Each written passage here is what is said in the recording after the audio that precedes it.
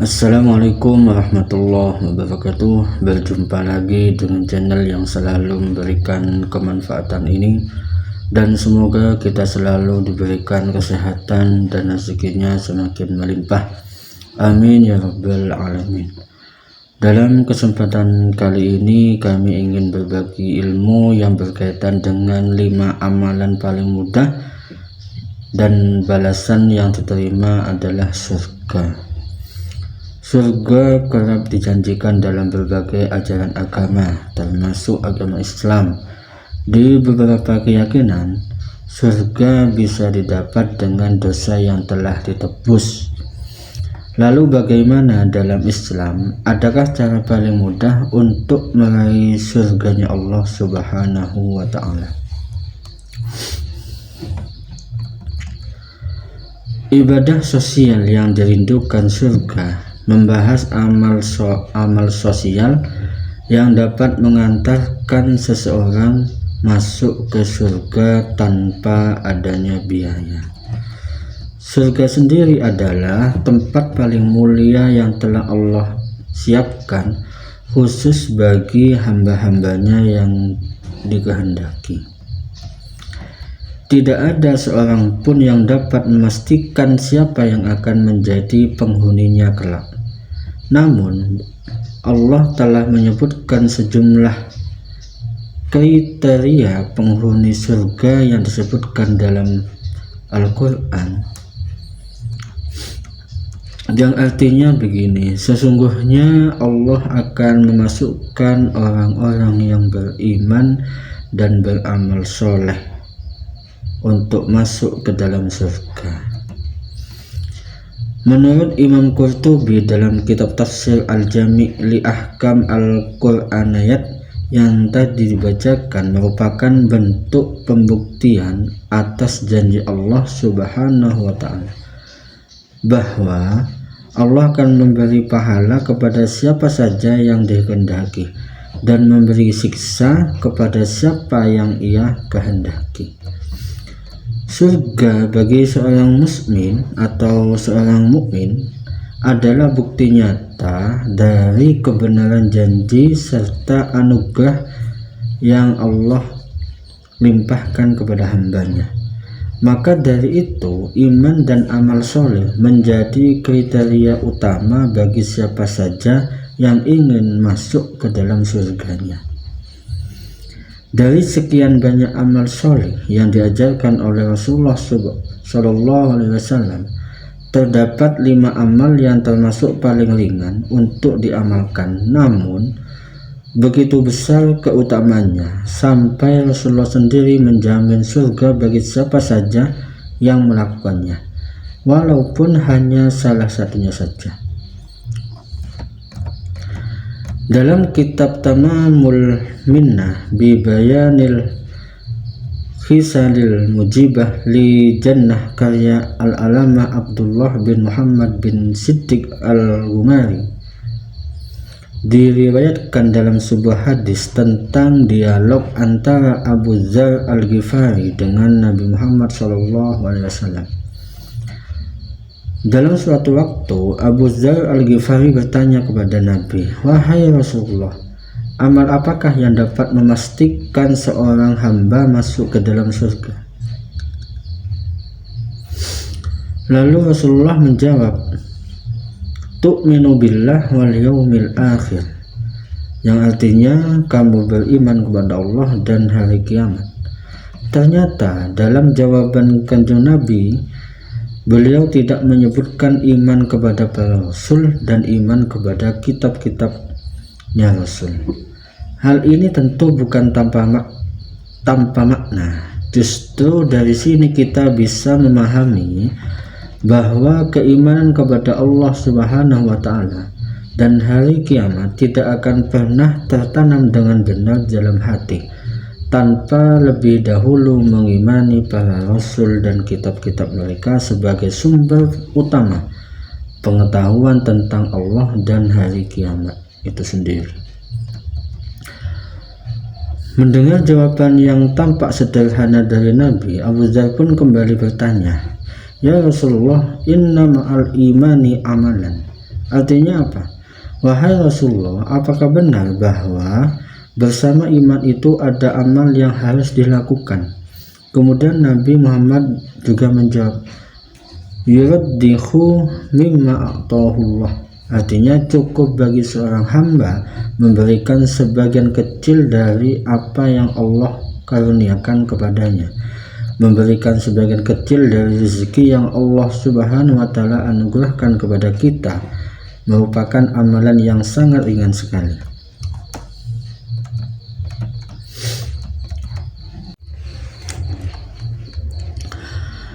Tidak perlu merogoh uang terlalu dalam. Misalnya kita membeli dagangannya pedagang kecil atau pedagang asongan, atau memberikan sedikit uang kepada juru parkir, atau menyisihkan recehan untuk pengemis, atau memberi upah sekedarnya kepada tukang penyeberang jalan.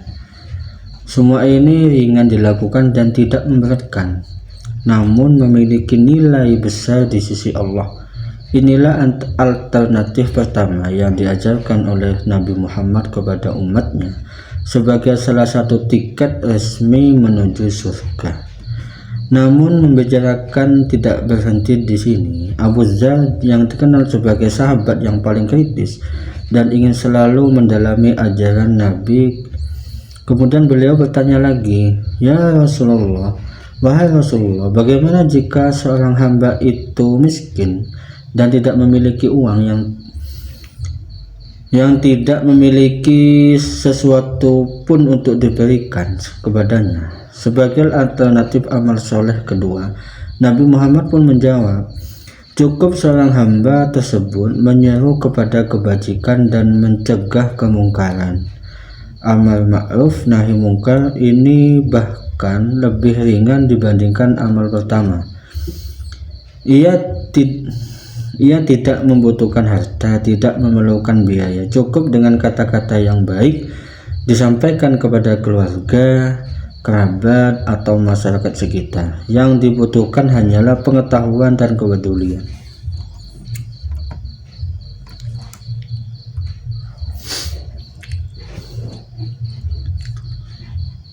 Namun demikian, cara menyampaikan nasihat juga penting untuk diperhatikan. Hendaknya dilakukan dengan bahasa yang halus, dengan bahasa yang santun, dan secara pribadi agar tidak menyakiti hatinya orang lain. Allah Subhanahu wa taala juga berfirman dalam surat Al-Ahzab ayat 70, "Ya ayyuhalladzina amanu taqullaha wa qulu qawlan sadida."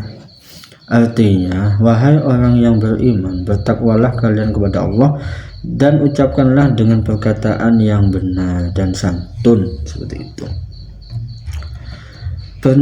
Pertanyaan dari Abu Dzar Al-Ghifari ini belum selesai juga dari sini. Ia kembali bertanya kepada kanjeng Nabi, "Wahai Rasulullah, bagaimana jika hamba itu gagap dan tidak mampu mengajak kepada kebaikan dan tidak bisa mencegah kemungkaran?" Kemudian Rasulullah pun menjawab, cukup baginya membantu orang yang linglung. Bentuk bantuan ini bisa sangat sederhana sekali, seperti membantu seseorang memilih barang, atau membawakan sesuatu yang berat, atau sekedar memakaikan sandal atau sepatu. Hal-hal kecil yang ringan dilakukan namun menunjukkan kepedulian dan empati yang tinggi. Ini adalah amal ketiga yang bisa menjadi sebab seseorang masuk surga. Abu Dzar masih melanjutkan dengan artinya Abu Dzar masih melanjutkan, "Araita in kana akhaka la yasna'u syai'an." Artinya bagaimana jika orang itu sendiri linglung dan tidak mampu melakukan apapun? Kemudian Nabi pun menjawab, yu'inu al-maghrubah, cukup ia membantu orang yang tertindas. Namun Abu Dzar kembali bertanya, araita in kana sha'iqan la yastati'u ayyu'ina maghluban. Artinya apa? Bagaimana jika ia lemah dan tidak mampu membantu orang yang tertindas? Lalu Rasulullah menegaskan, yang artinya cukup baginya, yakni engkau ingin sahabatmu menjadi baik, maka hendaknya ia menahan diri dari menyakiti orang lain. Inilah amal soleh kelima, yaitu menjaga diri agar tidak mengganggu orang lain, baik dengan lisannya maupun dengan perbuatan yang lain.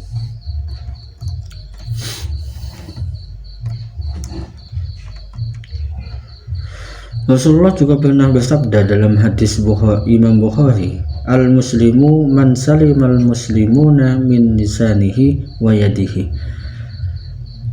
Seorang muslim sejati adalah yang mana kaum muslimin lainnya selamat dari gangguan lisan dan tangannya. Al-Hafidh Ibnu Hajar Al-Asqalani dalam Fathul Barinya menjelaskan bahwa salah satu hak muslim atas muslim yang lain adalah kenyamanan dalam hidupnya tanpa gangguan dari sesama, dan inilah ciri muslim sejati, baik dalam hubungannya dengan Allah maupun dengan sesama manusia.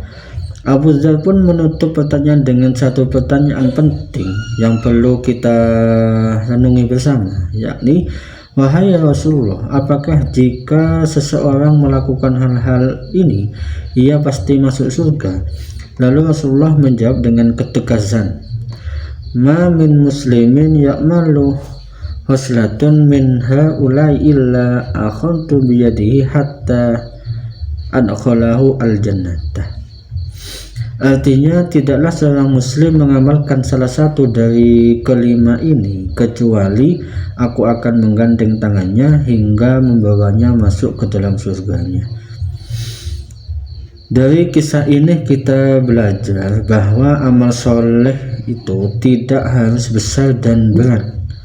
Bahkan amal yang tampak kecil pun di mata manusia atau yang biasa diremehkan oleh manusia itu bisa menjadi jalan menuju surga.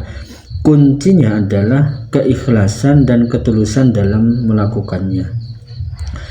Semoga kita semua dimudahkan oleh Allah untuk istiqomah dalam berbuat kebaikan meskipun itu remeh di mata manusia, dan menjadikan kita termasuk hamba-hamba Allah yang diridhokan oleh surga. Amin ya rabbal alamin. Assalamualaikum warahmatullahi wabarakatuh.